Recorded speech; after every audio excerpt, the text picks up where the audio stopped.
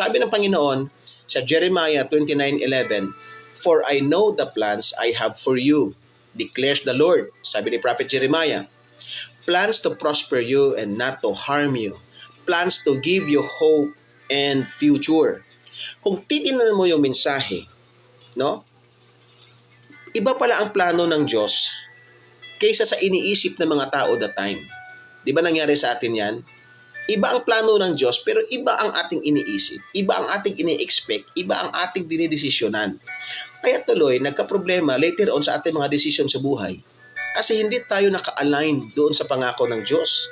Hindi naka-align doon sa will ng Panginoon. Kasi ako naniniwala, walang pangyayari na hindi kontrolado ng Diyos. Paano? Walang pangyayari na hindi kalooban ng Diyos. Piling natin masama. Piling natin hindi maganda. Piling natin nakaka-stress. Pero sometimes, may mga plano ang Diyos na kasama yon para i-test yung faith mo.